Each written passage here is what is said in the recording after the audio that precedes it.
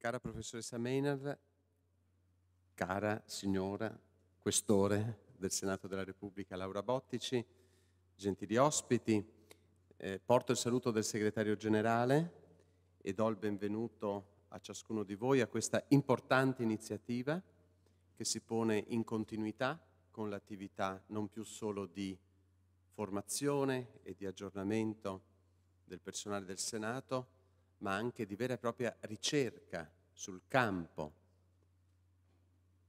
Qual è il campo? È il campo della valutazione di impatto delle politiche pubbliche.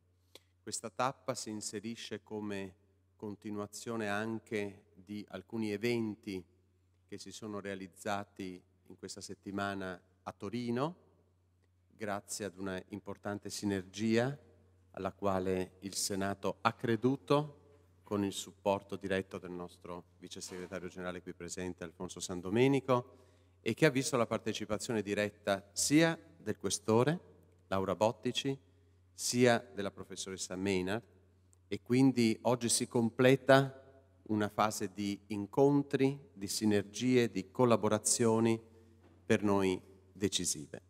Do immediatamente la parola al nostro Questore, Laura Bottici.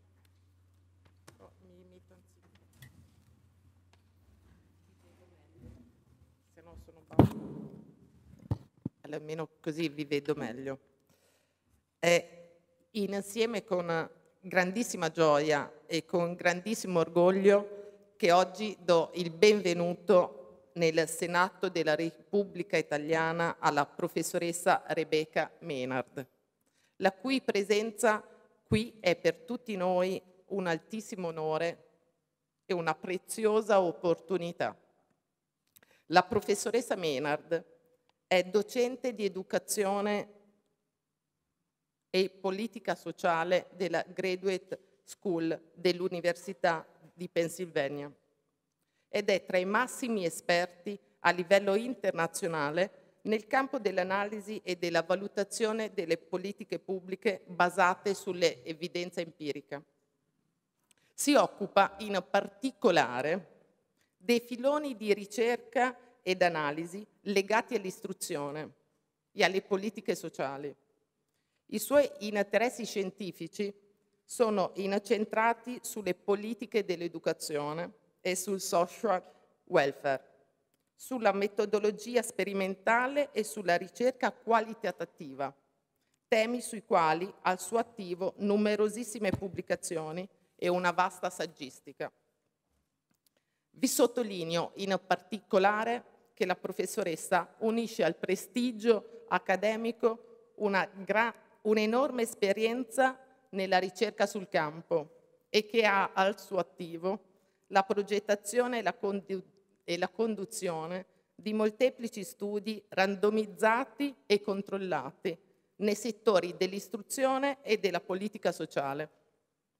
Ha ricoperto la carica di vicepresidente del prestigioso Istituto Mathematical Policy Research, una fondazione statunitense non partisan che conduce ricerca politica ed effettua raccolta ed analisi di dati che soddisfano i più elevati standard di qualità e di obiettività, lavorando fianco a fianco con i decisori sia del settore pubblico che privato.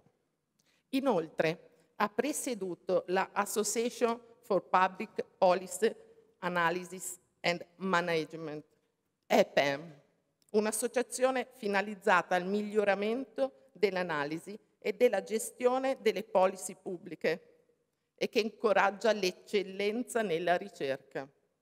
EPAM, come sapete, tra le altre iniziative, promuove annualmente una conferenza internazionale a carattere multidisciplinare che attira la ricerca di più elevata qualità su una vasta gamma di questioni politiche e gestionali, emergenti o di attualità, ed alla quale da alcuni anni partecipano anche funzionari del Senato.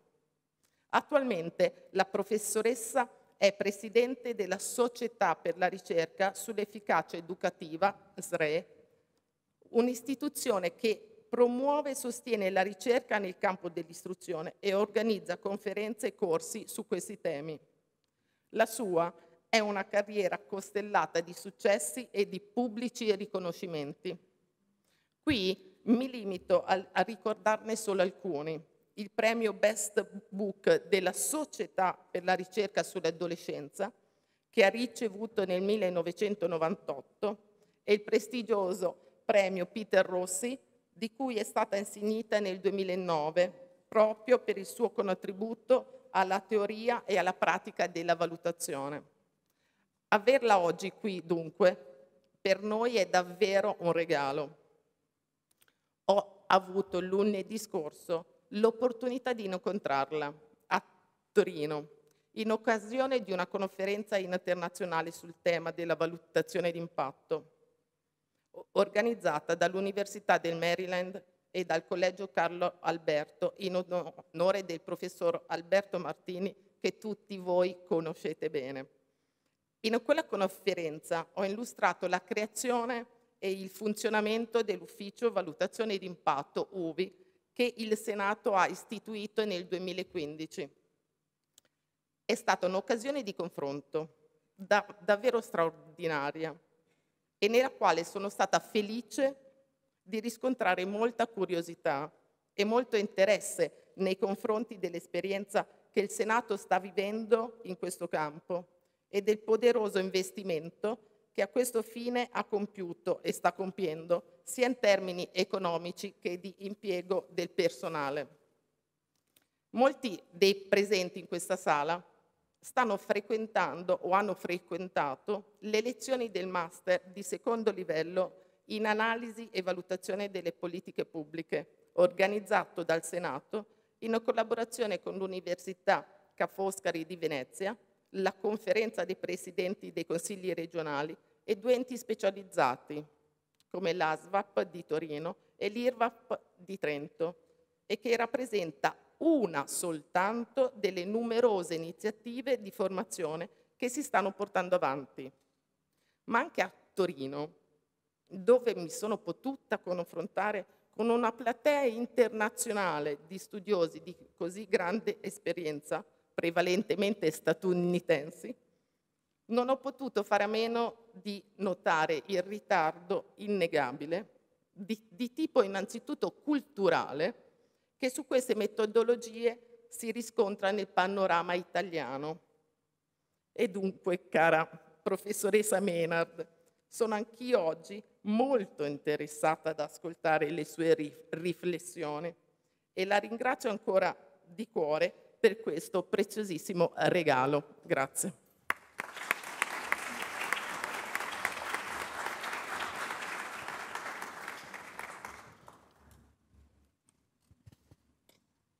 Buongiorno. That's all I can say in Italian.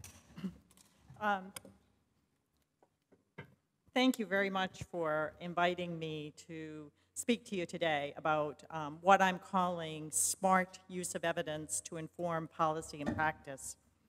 I'm trained as an applied microeconomist and have spent my career conducting large-scale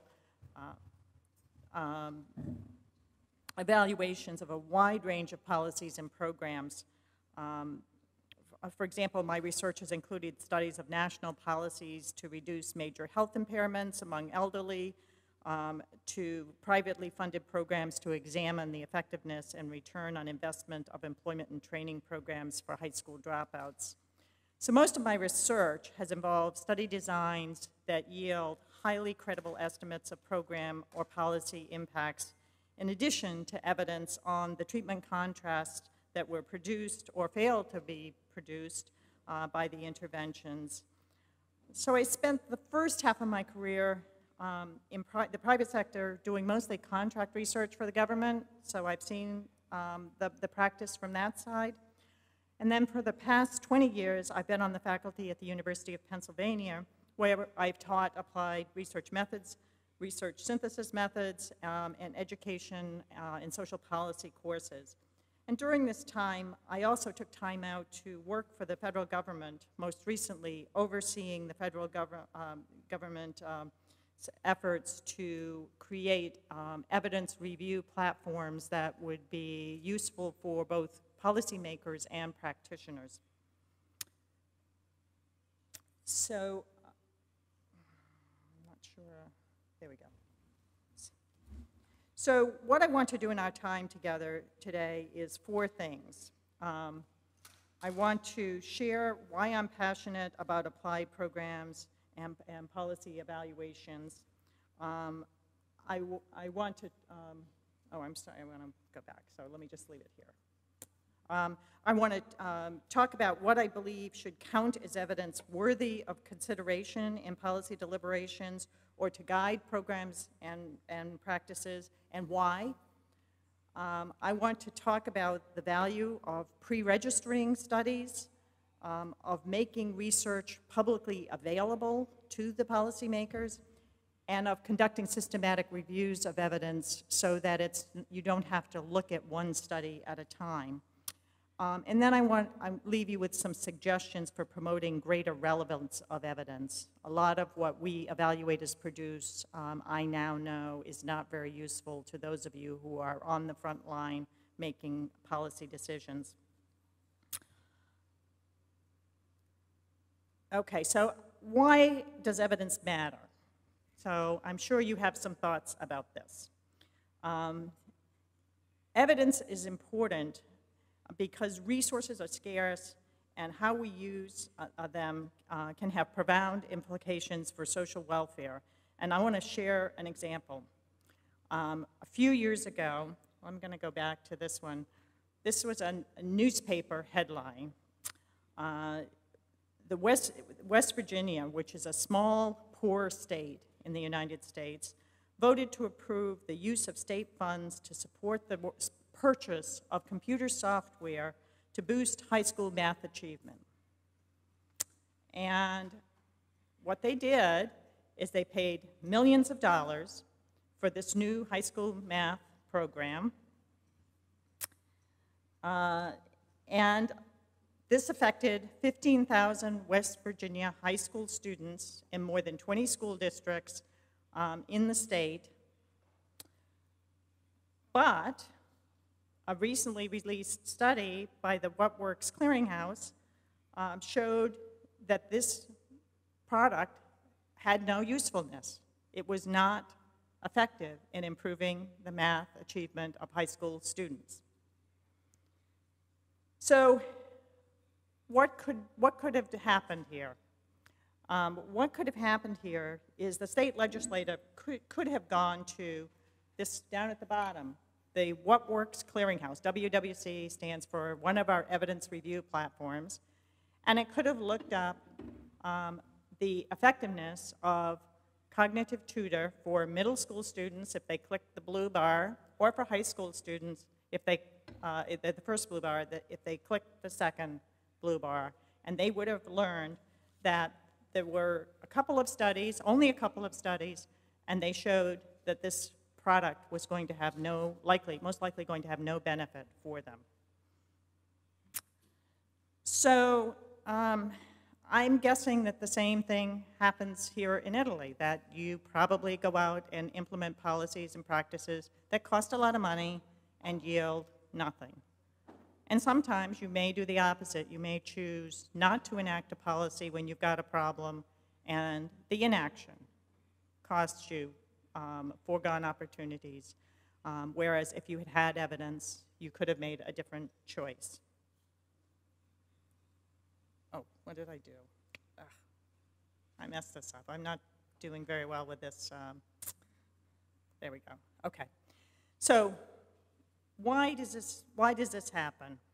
There are a number of reasons. So often, decision makers are passive consumers of evidence. They rely, as they did in West Virginia, on claims that were made by the vendor of this computer software.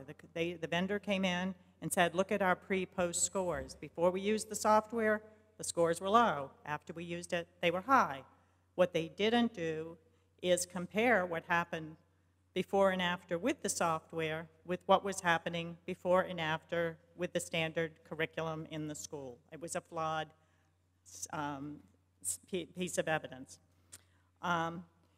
We also have problems, and I'm sure you have it here in Italy, that evidence is often inaccessible and may be more inaccessible to those of you who are on the front line making important policy decisions than it is to those of us who sit in the academy and have access to libraries that can produce it for us. And even if you can find these studies, they're often very, very long. And how much time do you have, or your aides have, to pour through the evidence and come up with the information you need to make a decision for tomorrow's vote? So there are, and then let's assume you get the evidence. Some of the evidence is not very good evidence, and it takes time for you to pour over the evidence and decide which evidence you should believe and which you shouldn't believe. We know in the United States, and I think this is a worldwide problem, that evidence, there's what we call publication bias, that if evidence tends to conform or confirm a hypothesis that an evaluator had going into a study, it is much more likely to get published than if the evidence comes up with what we call negative or null findings, findings that disagree with your hypothesis. Why? Part of that is lays at the blame of the researcher who chooses not to make that information known. Part of it is the way our academic journals function, so we need to worry about that. In addition, much of the evidence that is published isn't trustworthy or is not relevant to the question that you have or are acting on. So if, for example, you are looking for a way to improve reading scores of elementary school children, you probably don't want to rely on a study of practices that were aimed at high school students or college students, or that was done in Southeast Asia. So you need to match the evidence with conditions similar to yours. And then the reporting on studies is often incomplete. So for example, sometimes studies will tell us that a policy or a practice is very effective, but it won't give us any idea of how much it costs to implement that policy or practice, or what conditions needed to be in place in order for this to achieve that effectiveness. And as a policymaker or a practitioner making decisions about how to carry out your practice, you need the full information in order to make smart decisions. And then there's just gaps in what has been evaluated. Sometimes you are truly on your own because what you are concerned about, the decisions you are faced with, are ones where we don't have a good evidence base. People have not yet focused on that, and in that case, what you may want to think about is building some evidence into your rollout of the policy or practice. Why does this happen? There are other reasons that this happens is that sometimes there are just what we call macro level issues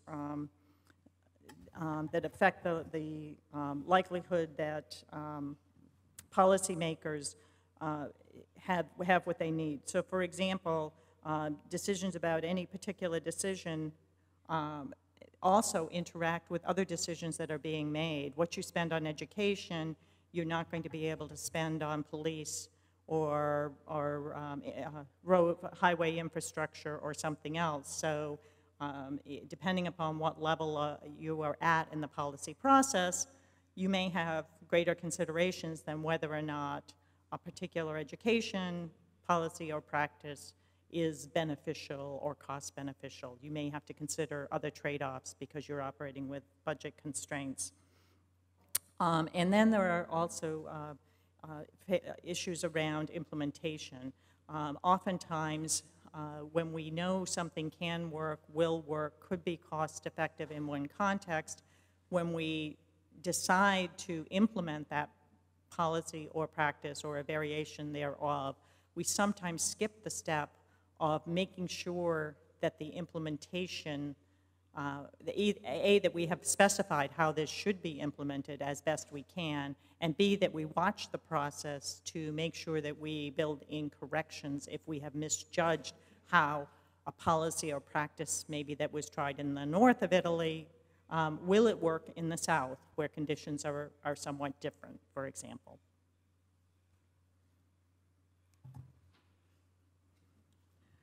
Okay, so I'm going to now talk a little bit about why evidence matters, and I'm going to use the example of education. And in the U.S., and I think the same is probably true in Italy, expenditures for education are quite high, and until very recently they have been rising, and it's unfortunate that they haven't continued to rise. We spend about 5% of our GDP on education. I looked up Italy's expenditures, and you're only a little bit behind us, about 4.5% based on the World Bank estimates. So this is big money, so we want to get it right. We want those monies to be spent in the most effective way. In the U.S., our performance has been relatively flat, and it's relatively flat with some really big trouble spots. So, for example, we have a high percentage of the K-12 population that's failing to meet standards. So most of our K-12 students are getting through high school, but a lot of them are getting through without the basic skills that they need to succeed in the labor market. We also have high college enrollment rates, but we have very poor college completion rates. That's a lot of resources wasted when we put people in college and they don't get a degree because attendance without a degree has been shown to not improve labor market outcomes. And I don't know about Italy, but in the US, our budgets are tight and shrinking. We need to do more with less. So we need to make really smart choices in how we spend our money.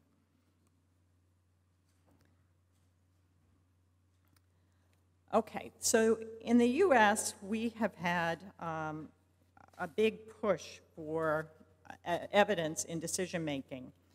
This push started in the mid-20th century, so with what we call the Coleman Report. This was a big longitudinal study that tracked outcomes for large numbers of individuals and showed very major problem areas in our education system. And this led to emphasis on performance metrics. We wanted to not go another 50 years without tracking what is going on and trying to monitor how our children were doing.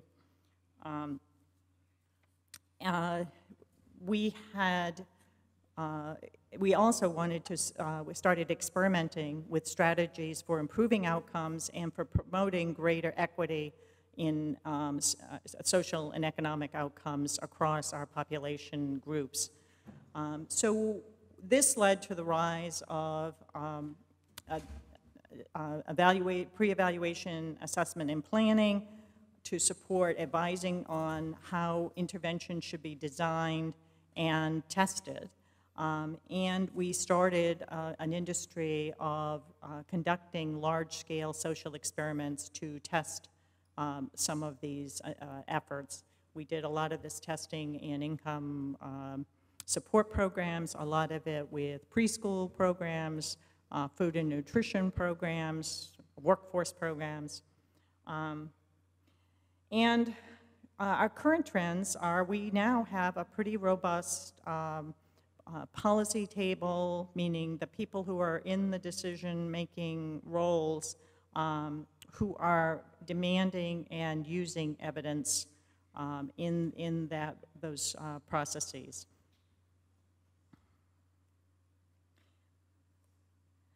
So the national and global policy leaders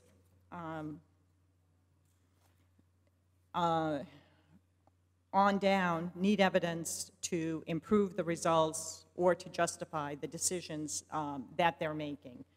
They're being held accountable for this in their deliberations in Congress, in the deliberations in the State House, and they're being both nudged forward in this use of evidence and complemented by the demands of the private sector and our private sector funders for social programs. So for example, the Millennium Challenge Corporation has targeted $1.25 billion all for strategies that are evidence-informed. So these are investments intended to improve social welfare.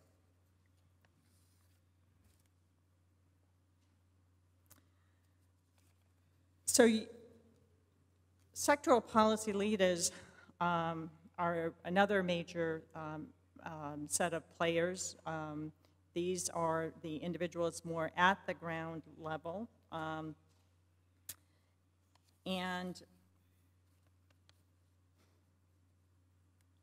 Here we are using evidence to improve operational efficiency. So for example, efficient pricing and financial aid policies of colleges and universities. We have a major problem with balancing our budgets in the universities, and the question here is we need evidence to know what would happen if community colleges were free. Would graduation rates increase or decrease? Would production efficiency improve or worsen? What happens to demand for state colleges and universities if we changed, substantially lowered the price or made it free? Other times we want to achieve strategic outcomes, like we have very specific goals. We need to have effective strategies for increasing college persistence. This is an issue that I've been working on here. How can we do this? Do we select different people into the program? Should we make them free so that the students don't have to work? Should we provide tutoring and academic supports? Should we refine the curriculum? What's the best way to approach this? Another example, are there effective ways to improve teacher performance? We've had a lot of experimentation with this. We spend a lot of money in the US on teacher professional development. Most of it is not very effective, and the evidence is, I hope, about to start being used to either curtail those investments or change how we're investing those dollars, because there's quite clear evidence that the way we're doing our professional development is not improving things. Okay. Sort of got my numbers. I don't know my slide numbers here, so and I'm trying to keep on the script for my interpreter. So the roles and forms of evidence. We have different roles and forms, and I'm sure that you need to accommodate to what's available at the moment that you are faced with making decisions. You also can be influential in changing what evidence you are creating tomorrow to be available the next time decisions come up. So there are lots of different kinds of evidence. It's not just randomized controlled trials. We have needs assessments. It's very important to understand the nature of the populations in need or the distribution of the needs across different parts of the country. It's useful to have evidence to seed ideas for addressing needs and achieving goals. So before you're at the table voting on things, you need to plan what things to discuss and consider, and so what's the set that you will select from among. And then at the end of the day, you want to know, what do we know about the relative costs and benefits of the choices that are practical for us to consider. So I strongly endorse, and we are using a lot of descriptive evidence. So figuring out what the priority outcomes are and knowing what the current state is and what the target is that you need to get to. Understanding the context, status quo, potential alternatives. Understanding what your financial resources are and your flexibility around how to spend them. Impact evaluations of the policy options are very, very helpful because this is when you really have some guidance as to whether or not, in your context, particular choices that are before you will or will not be contribute to solving the problems that you are most interested in. And then what we often miss, and we are just starting to fill this gap in the United States, is we forget to do the return on investment or the cost effectiveness analysis. For particular instantiations of programs or policies, we need to know how much is it going to cost us and what will the evidence be.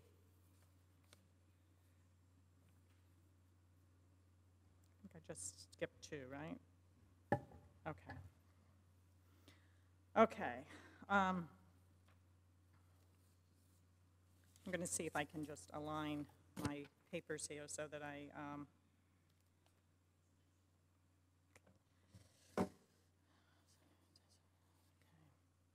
Okay, so one of the things that, as you're scanning the evidence, is to first say, what's the relevance of the particular piece of evidence that's being put before you to the problem at hand? So this includes things like the intervention or the policy or practice under consideration. Was it tested against a relevant counterfactual condition? It can matter whether you're comparing one computer-based curriculum against another computer-based curriculum, or you're comparing it against a curriculum that's much more similar to what is in place in the area that you are contemplating making the change. It's also important to know whether the study was tested in a relevant context or setting. So we have had a problem in the US of people continually going back to a study conducted in 1969 on early childhood intervention and claiming it has relevance to today. I don't think it does, for example. You also just knowing the setting. Sometimes what happens in things, you know, a test in Italy would be quite relevant to something we might be contemplating in the US, and other times not. You want to think about that. Also important to think about the relevance of the particular impact estimates. You can have a good study, but the particular outcomes that are being measured maybe are not well designed. They may not have used comparable sources of data. They may not have used similar reference periods. So it's important to think about that. And then there's also an issue that whether individuals are studying primary outcomes, or have they gone on what we in the United States call a fishing expedition and examined impacts on 100 different outcomes. And if you do that, you most likely will find 1 or 2 where you will get a difference in the direction you expect, and you'll get what we call the stars on it. You will claim it is statistically significant. That will happen just by chance. And so you want to be suspicious of studies that have many, many outcome measures reported, and make sure that the ones that you're focused on, you're interested in, were not the ones that are in there because they were chance occurrences that favored the treatment group. And then replicability of studies. We have found, and this is true in medicine, it's true in social sciences, that oftentimes what works in one place may not work in another place, or what happens when the developer implements a program. It may or may not be something that somebody else can pick up and implement with similar effectiveness. So it's useful to have multiple studies, or at least multiple sites where you have tested a particular policy or practice.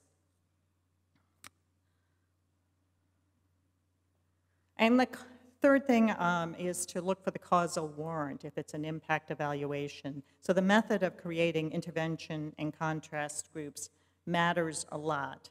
There have been numerous studies that have attempted to reproduce experimental findings using the best available non-experimental methods. And this has generally not worked very well. So you look for things like propensity score matching, cell matching, interrupted time series, regression discontinuity designs. These results are, when compared to the results of experiments of the same population and the same settings, typically you don't get the same results, and the experimental estimates have a lot more credibility, assuming the experiments were well designed and executed. So they may not have been, but if they were. There are several systems out there already for grading evidence based on various study designs, measurement strategies, and analysis criteria. And it can be very helpful to have some agreement among your policymakers, guided by evaluators, but have some agreement about the standards that you are comfortable with for your decision-making process. This has been really, really helpful in the United States when we set up, for example, the What Works Clearinghouse, where there is a common set of standards, and that prevents the policymakers or the research staff who are providing you the evidence from cherry-picking results to support a favored policy, when a more useful approach is to get the best evidence you can get and then make your policy knowing that evidence. So it doesn't mean if something doesn't work, it doesn't mean you can't vote to do it, but vote to do it for reasons other than you think it's going to improve test scores or whatever the outcome is that you started out favoring. Okay, so this is just an example. I'll leave this in the paper and you can look at it, but where we tried to replicate experimental results with, this particular one is a regression discontinuity design study, and you'll see, if you may not be able to see this from back there, but you get a negative impact that's not statistically significant with the regression discontinuity design, and you get a positive statistically significant with the experiment. Sometimes these go the other direction. It flips both ways. The experimental result is the more credible result. In this case, one of the reasons is the regression discontinuity design is only measuring the impact at a very local. It's only for a small slice of the population. It's a technical nuance, but you may not, policymakers have no reason to know those things, but evaluators, it's my job to make sure you understand that. So I'll leave this in the paper, but I'm not going to. Okay, adequacy of reporting. It's really important that you have meaningful metrics for outcome measures. You should demand that we evaluators give you metrics that matter to you, not some number that has no meaning. Make me give it to you in a way that it makes sense to you. You can understand it and interpret it. And demand that we give you contextual information, so to the characteristics of the study sample, what the intervention really was, what the context was. Was it a poverty neighborhood or was it a pretty typical neighborhood? And you should require that your evaluators give you information on implementation, what it took to do this, to do the policy or practice, what conditions were necessary to achieve those results, what threats there may be that we know about, that should be attended to if you are thinking of implementing a policy. Sometimes when we do studies, we put in extra resources to make sure that nothing goes wrong in implementation, and you may or may not be able to have that same level of oversight when you implement a policy or practice. Again, it doesn't mean that the evidence is not useful to you, but know that context is important. And then getting reliable cost estimates in addition to impacts. An expensive program that has a big impact may or may not be better than a low-cost program with a smaller impact. Cost effectiveness as well as effectiveness matters. Okay, just a couple more things here. I want to talk a little bit about the some things that I think you can promote. We're promoting these in the U.S., and it's really easy for us to do this globally. You don't need to necessarily start a whole new system. Study pre-registration. It's really good to hold your evaluators if you're going to have a state-sponsored evaluation enterprise. Ask that your evaluators register their studies, so that you know what's being done, what's in process in your country. And the second is it declares, and it will prevent some of this, what we call publication bias. It will hold your evaluators accountable to doing a good quality evaluation and making it publicly available regardless of results. We have models that you can draw on. We're setting one up in education. We have others for medicine and social science.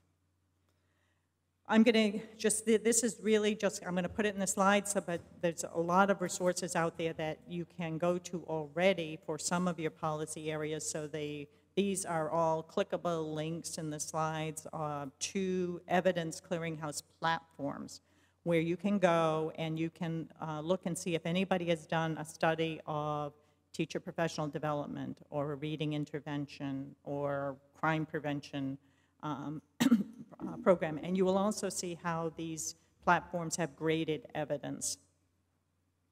So why do this? I just want to illustrate the benefits of this. So take a particular program we ran in the US, Talent Search. It's a branded intervention. If you go to Google, which is where most of us go when we want to find out whether there's any evidence, if you just Google talent search, you get 1 million hits, okay? Nobody has time to read that, right? If we narrow this down by saying talent search impact evaluation, we only get 200,000. Still more than I want to read.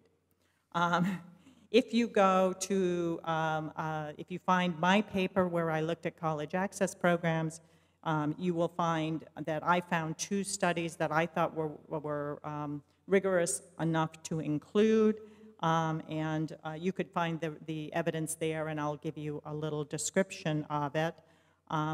But you could go to the What Works Clearinghouse, okay? And if you go there, they have lots more studies. I only did a review of college access.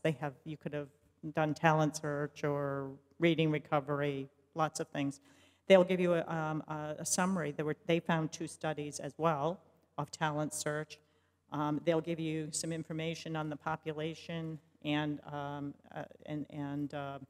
they'll give you a summary of the findings. That's very easy to read. You don't have to pay for this.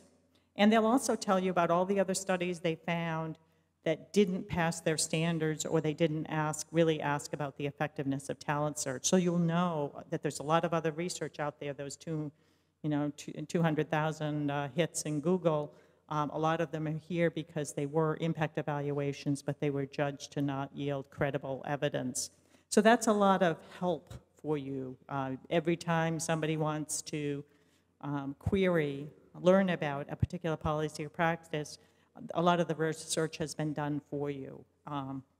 So there are a lot of these evidence platforms, review platforms, and I've given you links to them.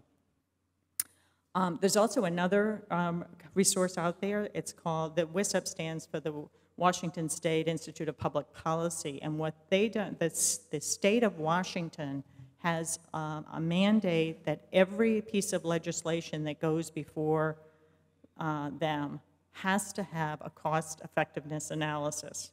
Now, sometimes the evidence isn't very good, but they have to do the work and tell the legislature what evidence there is and come up with their best estimate of the cost benefit of that policy or practice. So they have a lot on their methodology, and they also have, if you go in, you can click on all of the little reports that they have done for their legislature over the last 10 years or so.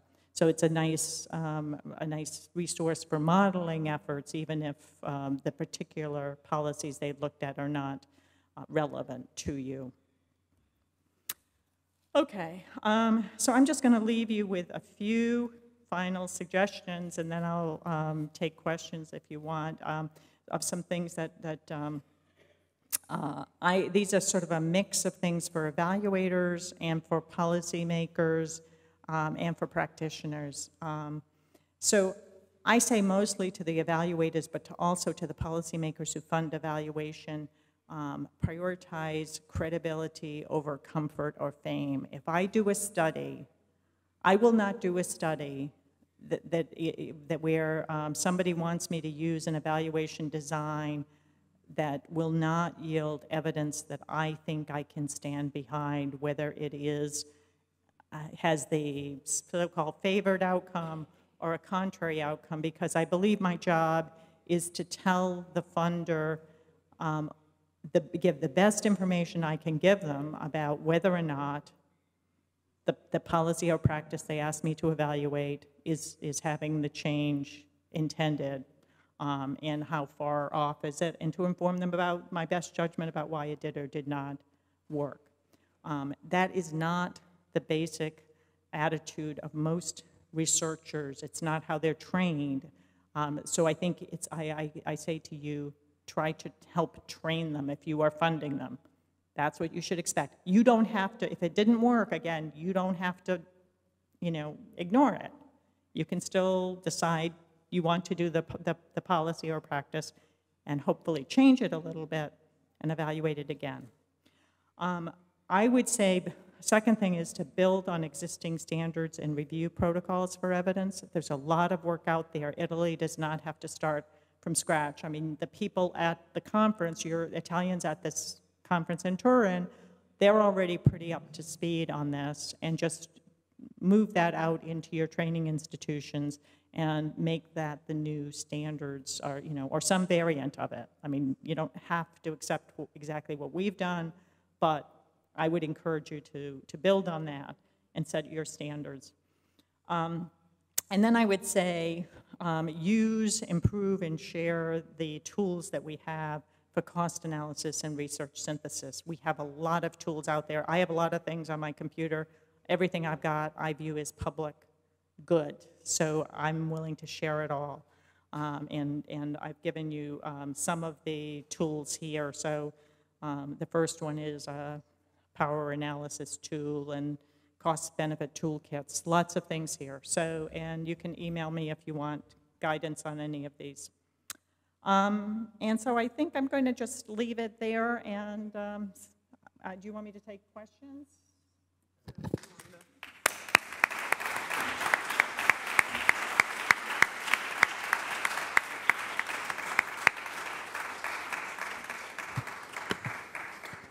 Allora, permettetemi di ringraziare la professoressa Maynard per questa relazione, diciamo così, vivace e a tratti incalzante. Lascerei adesso spazio ad alcuni interventi. Solo una piccolissima presentazione di alcuni temi che sono stati affrontati quando il Senato, in collaborazione con la Camera dei Deputati, ha scelto di specializzare gli studi tra i due rami.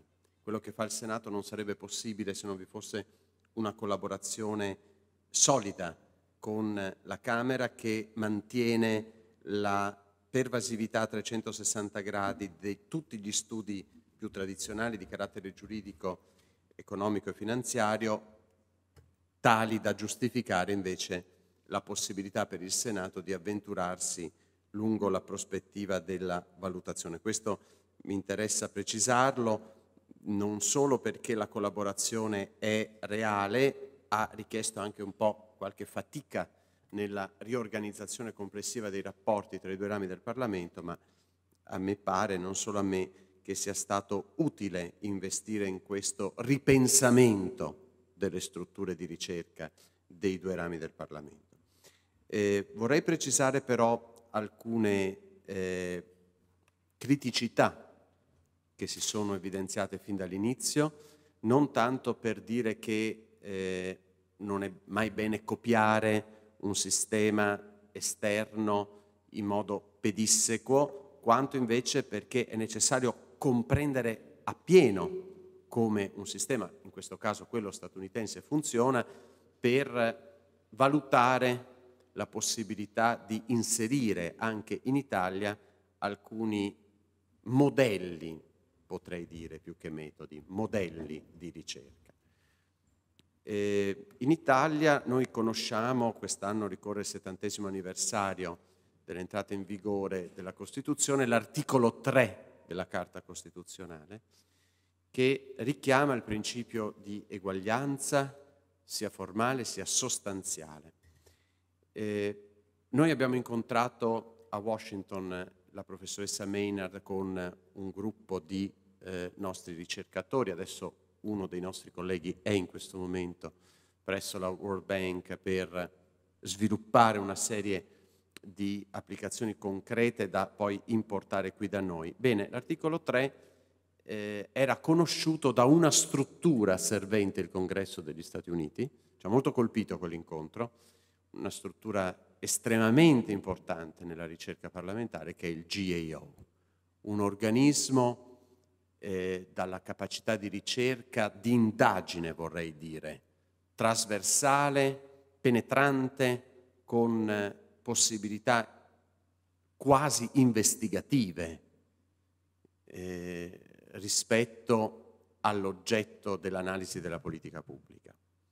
Bene, a livello di GAO il direttore ci ha ben chiarito l'impossibilità da parte loro di procedere attraverso sperimentazioni. Sperimentazioni che sono invece decisive rispetto a modelli di ricerca del Fiscal Committee, del CRS, dello stesso CBO. Perché un organismo può avventurarsi nella sperimentazione e altri non possono farlo? La risposta è all'articolo 3 della nostra Costituzione per quanto ci riguarda. Non è che noi possiamo scegliere in maniera discrezionale dove sperimentare una politica pubblica, valutarne l'impatto in termini di effetti concreti perché si pone un problema di disparità di trattamento che incide direttamente sul precetto costituzionale dell'eguaglianza, in questo caso anche solo formale, prima che sostanziale. Dico questo perché la valutazione alla quale noi tutti crediamo con forza, con convinzione, nelle parole del nostro questore Laura Bottici vorrei dire, se me lo permetti Laura, con entusiasmo, con entusiasmo, sappiamo che ci sono dei limiti ben precisi che devono essere rispettati. Se la valutazione si incardina presso il Parlamento, Camera e Senato, il primo limite è non confondere la valutazione con la parola giudizio. Noi non ci sostituiamo in alcun modo al legislatore, che resta unico titolare e unico titolato a decidere se una politica vada adottata o meno. La struttura tecnica di supporto ha invece l'obbligo, non la possibilità, l'obbligo di offrire al legislatore tutti gli elementi di conoscenza affinché la sua decisione sia assunta in piena consapevolezza. È, voi direte, il vecchio adagio delle prediche che lui definiva inutili, che per noi sono utilissime, di Einaudi, del conoscere per deliberare. Certo, ma vi è un passaggio ulteriore che la professoressa ha marcato almeno 5 o 6 volte, ho contato. Cioè, a fronte di risorse scarse, dove investire? Come investire? Il modello che ci viene dall'Unione Europea, propagandato attraverso l'agenda della cosiddetta better regulation, in realtà si è tradotto in una sorta di less regulation, cioè di una deregolamentazione. Può essere questa una via laddove vi sia una ridondanza normativa che il nostro Paese conosce, ma non è l'unica via. L'aspetto che la professoressa ha molto marcato è quella di una better regulation intesa come smart regulation. E su questo terreno la prima obiezione che, compresa la senatrice Bottici, che oggi però ci sostiene, mi aveva posto fin dall'inizio del nostro progetto è: ma se noi vi dobbiamo aspettare ogni volta che ci dovete fare una sperimentazione, una valutazione di impatto, un'analisi strutturata comparata con altri modelli, eccetera, e poi me li dovete di nuovo riverificare cambiando alcuni elementi spaziali e temporali per vedere se la delimitazione territoriale era valida oppure no, eccetera, qua finisce la legislatura e noi non abbiamo approvato nulla. È un'obiezione fondata. La risposta ce l'ha offerta la professoressa. Cioè, non è che io adesso blocco il procedimento legislativo perché non ho ancora fatto un'analisi di impatto.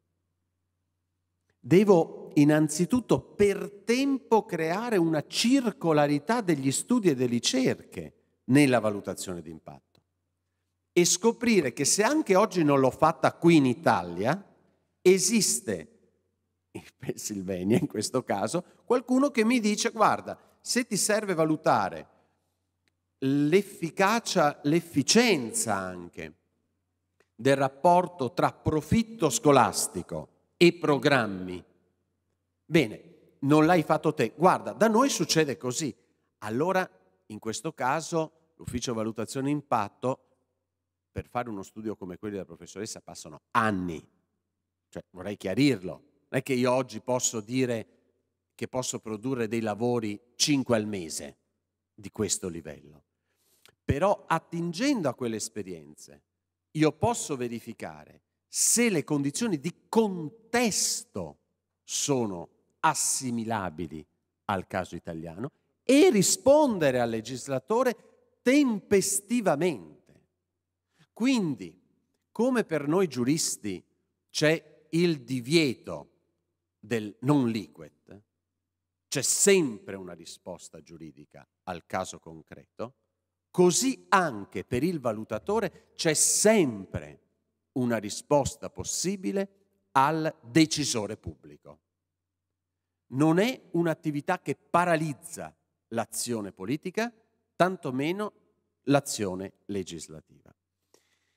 Un'ultima notazione proprio finale è per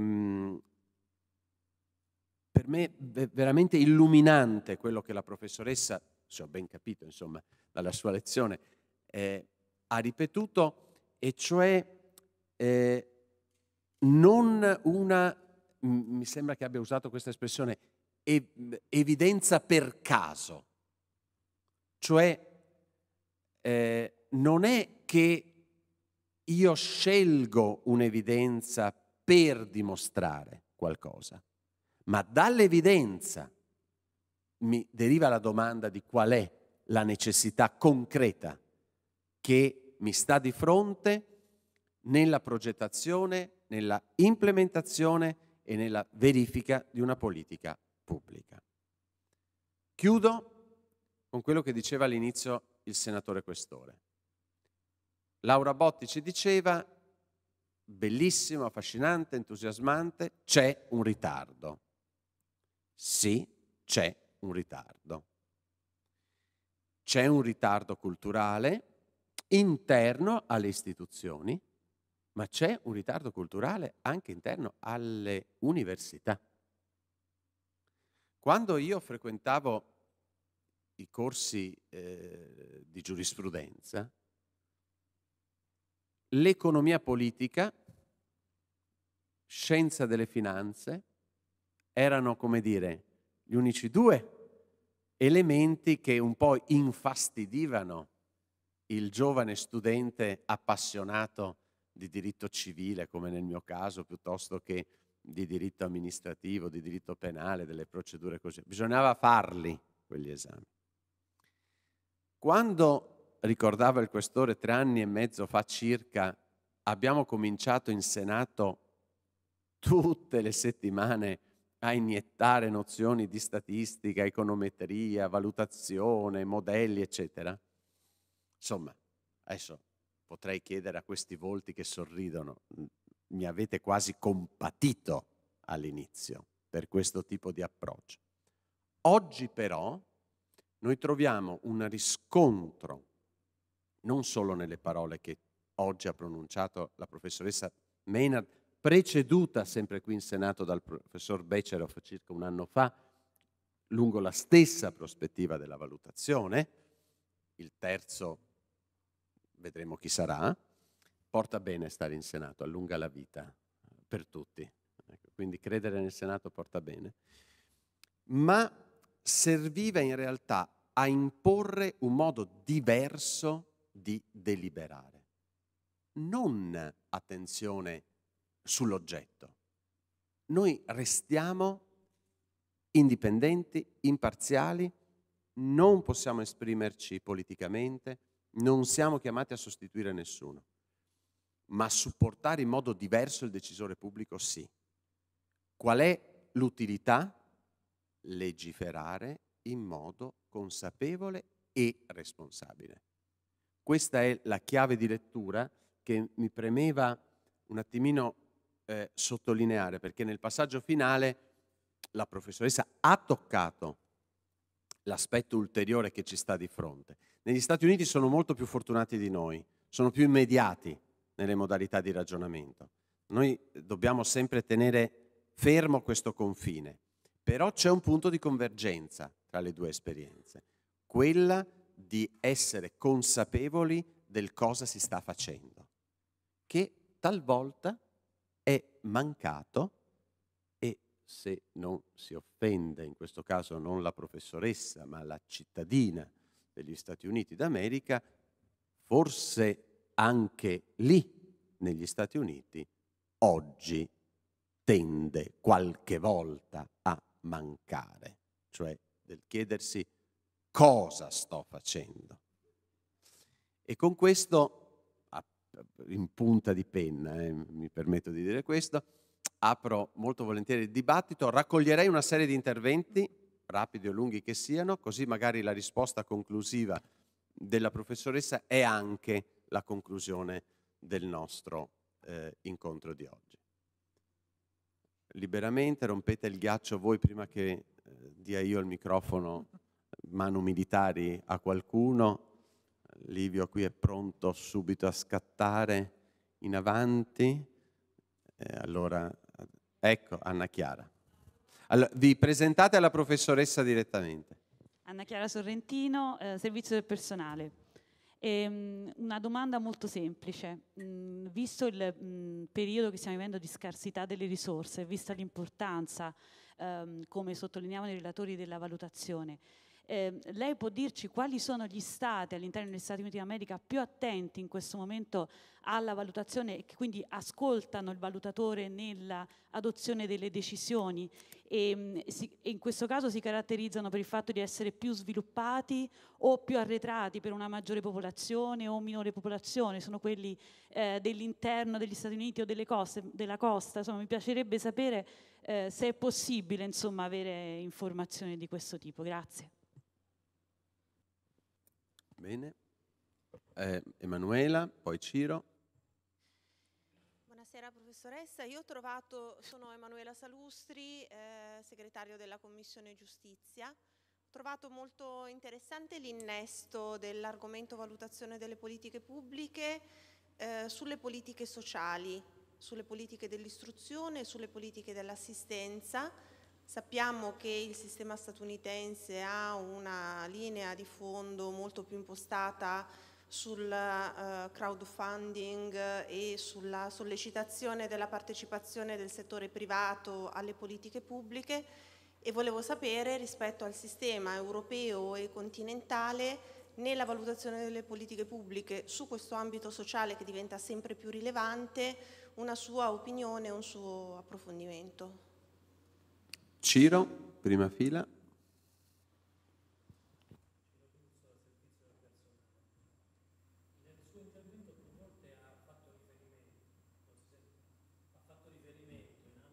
Aspetta solo un secondo.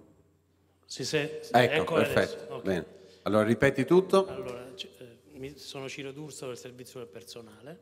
Nel suo intervento ha fatto riferimento più volte a interventi finalizzati alla crescita professionale.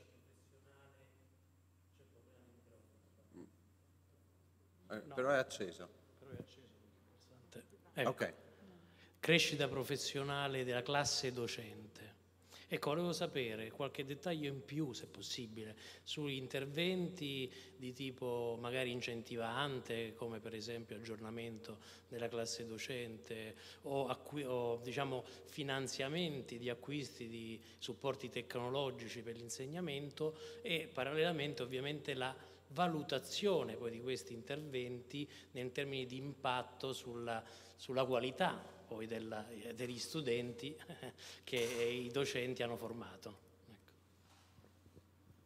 Qualche altra domanda? Davide. Buonasera professoressa. Allora, Davide Zaottini del servizio studio, vediamo se il microfono funziona, se no ti avvicini qui.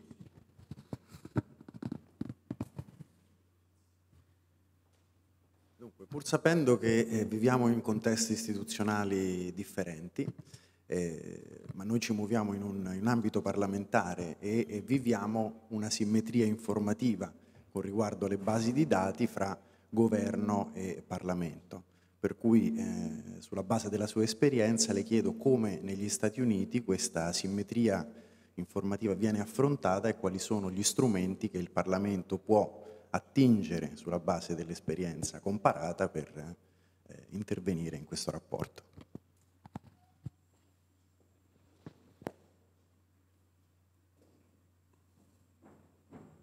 Lungo questa traiettoria ne aggiungo io telegrafica una: lo studio di analisi di impatto delle due riforme, prima quella del presidente Obamacare, e quella successiva Trump Care da parte del CBO, ha determinato un cambiamento nelle decisioni del Congresso degli Stati Uniti. Quindi volevo chiederle se negli Stati Uniti questo è stato un episodio, come dire, unico o raro, o capita invece che in base a delle analisi robuste proposte dai centri di ricerca a supporto del Congresso, in altre occasioni questo cambiamento di decisione politica è stata raggiunta. Altre domande? Altrimenti sicuri? Non vi ricapita mai più? Nessuno di voi andrà mai più negli Stati Uniti, quindi approfittatene adesso, mai più? Bene. Allora, professoressa, a lei la parola conclusiva, ancora un ringraziamento molto forte e veramente grazie di cuore per questa presenza per noi così importante. A lei la parola. Okay, well, thank you for these questions, and thank you for allowing me to come and share with you. Let me see, the first question about scarcity of resource and how this is allocated in the U.S. We do have very different resources across our nation. The evaluation resources tend to be more uniformly distributed because a lot of our research is funded nationally, and even when it's funded regionally, it tends to get into our national databases. So I think we also have regional research centers that that support the areas with different needs. So I think we're fortunate there. That may not be something that is as practical for you. I will say that the evidence databases helps a lot, because that aggregates all evidence, not only U.S. evidence, and puts it in a one location that is available free to everybody. Second question about the link between sort of the public and the private policy. Private initiatives influence our public policy, but by and large don't drive it. There are some exceptions. I would say our charter school movement, if you're familiar with that, taking public monies and allowing private entrepreneurs to run schools, public schools, with less regulation and government oversight.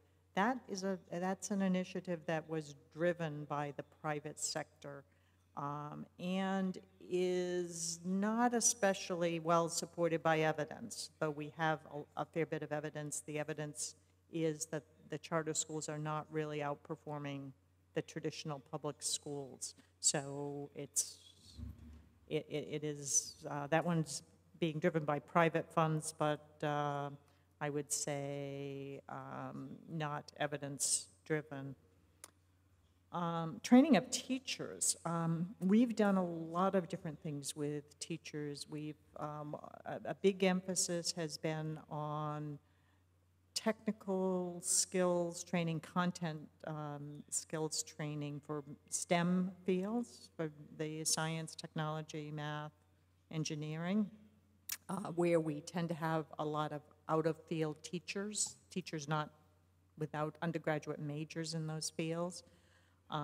We've also done a lot of training on classroom management, which we do not prepare our teachers well to manage discipline and behavior challenges and special needs in the classroom, so we focused on that. We've done studies and with differential pay incentives. So a lot of different things. Most of them are not showing much change in student achievement, teacher performance. I'd be happy to share with you. We've had some syntheses of the research, and be happy to point you to where you can find that evidence. You'll also find a lot of it on the What Works Clearinghouse, which I gave you the link to. The ACE, I think you were talking about similar information or different information between the government and the private sector. We tend to have pretty similar information in the two, there's a lot of information sharing. Anything that is produced by the government is intended to be also publicly available through something called our Freedom of Information Act. Under the current government, our current leadership, we are not always getting that access. There's more firewall there. But I would say that we are not, the information is out there and it is debated, it is used. That doesn't mean that the policy always follows only the evidence that we would think would be most important, as on the case of Obamacare. Obamacare, I would say that the last round, Congress ignored the evidence deliberately. So that was a political, which is, they had the evidence, they knew what the evidence was, they made a political decision to go a different direction. And that's partly how the process works. It meant that the public at least knew what the evidence was as well. So the voters, perhaps, they at least, if they read the papers, would be informed that the evidence suggested this was not a wise thing to do, but we did it for political reasons. So let me see, did I get everybody's question? I think I did. So can I just make one other comment? Because we're starting to do a lot of research in the US. I am pushing this myself, and Gloria knows this. A lot of research that I think would not violate your spirit of you can't experiment, because a lot of what we're doing now is pushing for testing whether or not in a small scale, are there ways to do what we're doing now better? Not more money, but can we change the practice? And so what we're doing that is, I think, highly productive is we're embedding little experiments within what would be a legislated practice or policy. So we're not violating any of the rules of what this policy or practice must look like, but we're deliberately changing how we're doing it and testing to see whether or not a new way of deploying those resources and administering the program will be more effective, cost-effective than another way. That tends to be relatively low cost, very high, relatively quick turnaround. So you would get the evidence in a cycle of your legislature, for example, and we're not getting the same pushback on sort of ethics, and it's doing the same, still the same thing. So, and I want to invite you to. I think you can take any of the infrastructure that we've built. I think we think of it as publicly accessible. So you can, if you like it, I will make sure that we can share it with you. So this is most of the work, most of the infrastructure resources that I use are publicly available and not copyrighted, and I would love to have you make them better and at very low cost to you if they fit your needs.